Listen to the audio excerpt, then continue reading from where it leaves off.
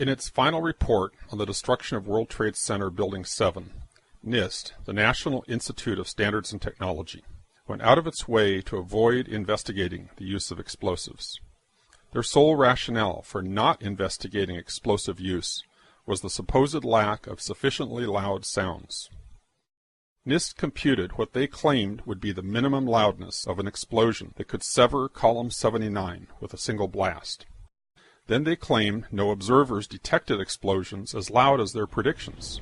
This size blast would have produced an incredibly loud sound that was not recorded on videos of the collapse nor reported by witnesses. On the basis of this artificial threshold of interest, they swept aside all evidence of actual explosions and concluded that no explosives contributed to the destruction of the building.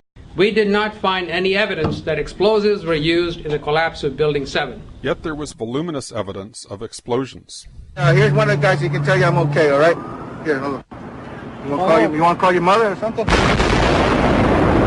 You heard explosions, like boom. We just heard one more explosion.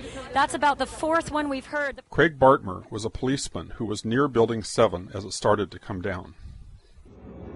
It was nothing I would ever imagine seeing in my life. You know, the thing started peeling in on itself, and I mean, there was an umbrella of crap 7 feet over my head that I just stared at. And somebody grabbed my shoulder and I started running, and the shit's hitting the ground behind me.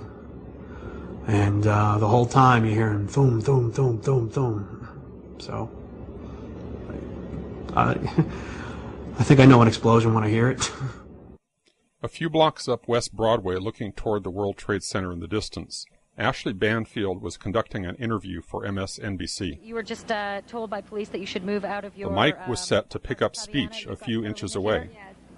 From the involuntary startle response, oh my God, we know explosions are being heard.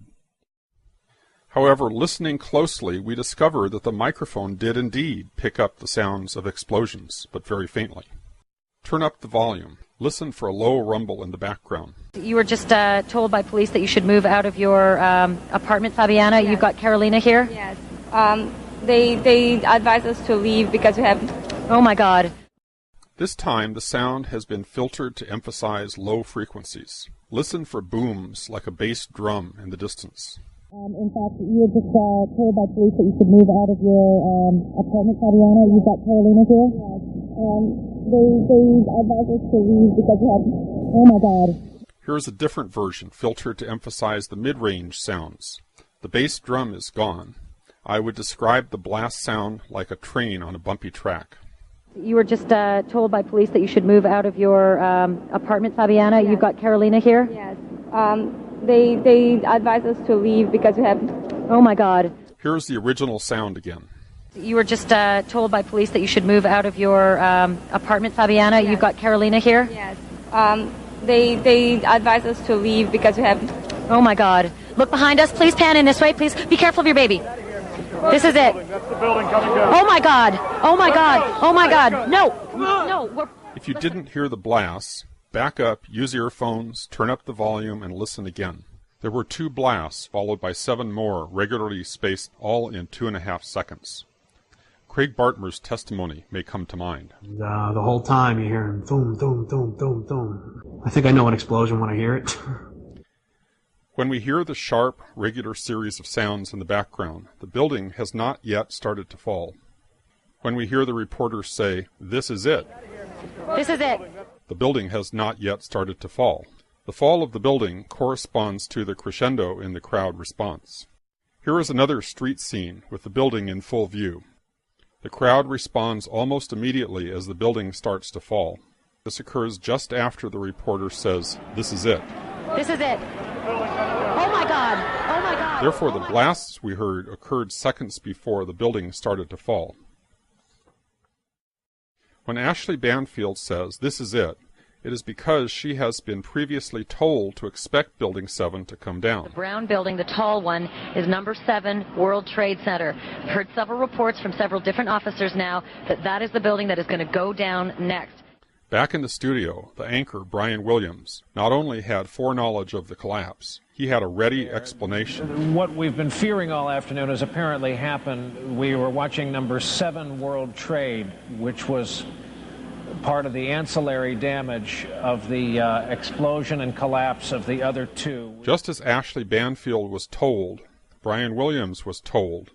There is indeed evidence that even the top fire officials were told. We are on the phone with New York Fire Department Lieutenant David Restuccio. Lieutenant, where are you right now? I'm at the corner of Northmore Street and Greenwich Street. Can you confirm it was number 7 that just went in? Yes, sir. And you guys knew this was coming all day? We had heard reports that the building was unstable and that it eventually would either come down on its own or it would be taken down. Those in control of the story were planting the official narrative in our psyches in real time as events unfolded, using the press and even the fire and police departments as their unwitting agents. We are getting information now that one of the other buildings, Building 7 in the World Trade Center complex, is on fire and has either collapsed or is collapsing. And clearly those fires continue to burn at about 4:15 Eastern Daylight Time. Building number 7 was going to collapse. That appears to be what has happened now. One of those smaller buildings just fall to the ground. We had heard earlier that it was structurally unsafe. We're getting word from New York right now that another building has collapsed. I understand that this is a 47-story building. Information, of course, take a look at that right-hand side of the screen. It's going down right now. There it is. Yep. It went down right there. This is not from an explosion or an aircraft at this point, from our knowledge. The information that we have is that this is a building that probably was incredibly structurally damaged. NIST is being dishonest. That would have been an incredibly loud sound, and that sound was not picked up by any of the videos or witnesses that we have talked to. NIST was lying about no testimony of explosions. There was both testimony and recorded evidence of explosions. However, NIST discounted any evidence of explosions that did not exceed its artificially contrived threshold of interest. The minimum sound level of interest, as determined by NIST, was based on a blast of RDX, one of the loudest explosives available, large enough to break a major column outright with a single blast. They assumed no efforts at noise abatement, complete transmission of the sound to the outside air, no absorption or blockage of the sound along the path. And who knows if they assumed the use of an efficient cutter charge, or if they simply figured the effect of a bomb planted beside a column. They don't say. Their sole reason for doing this calculation was to create a pretext to sidestep any actual investigation of explosives. Why would NIST, or anyone else, choose to exclude from its investigation any evidence of any explosions related to the destruction of the building? A reasonable investigator might suspect that explosions could have been used in many different ways. They could break connections rather than cut directly through the largest columns, or use silent incendiaries to weaken the columns. Ruling out RDX does not rule out the one explosive that was most likely used, nanothermite. Nanothermite can be tailored to control the sound level by adjusting the particle size and including additives.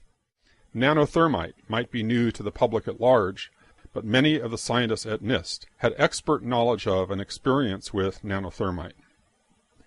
Most importantly, independent scientists have found actual remnants of nanothermite in all of the World Trade Center dust samples they have examined.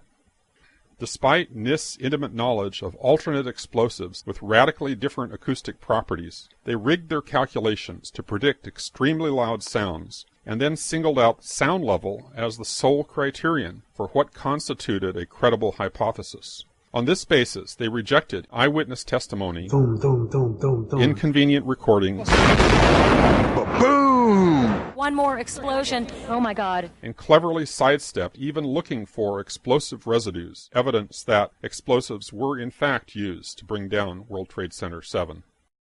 No honest scientific inquiry would ever be conducted in this way. But then, as we have seen repeatedly, the NIST report was not an honest scientific inquiry.